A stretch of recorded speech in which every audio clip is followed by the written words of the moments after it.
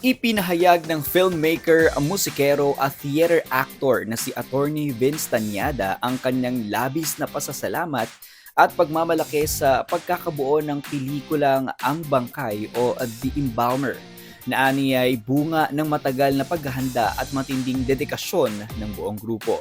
Ayon kay Tañada, espesyal ang proyekto para sa kanya hindi lamang dahil sa pagkilala nito bilang unang gantimpala sa Don Carlos Palanca Memorial Awards for Literature noong 2012, kung dahil naikasatuparan niya ang matagal na hangaring makatrabaho ang aktres na si Mercedes Cabral. Aniya, si Cabral lamang ang kanyang nakikitang gaganap sa pangunahing papel. At kung hindi ito pumayag ay hindi na sana niya ito itutuloy. Ito yung script ko na palang ka-winning piece.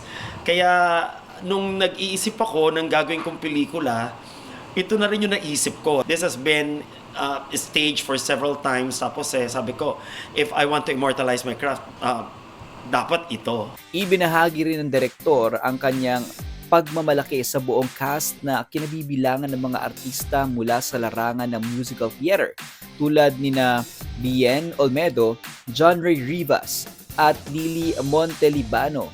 Ayon sa kanya, ang kanilang pagkakaisa at dedikasyon ang nagbibigay buhay sa pelikula. Dito, naging isa kami.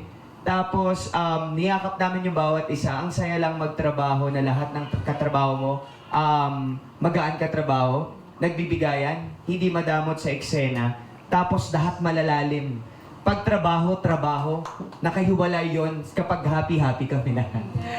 Samantala, aminado si Cabral na may kaakibat na pressure ang pagiging personal na pinili para sa naturang papel.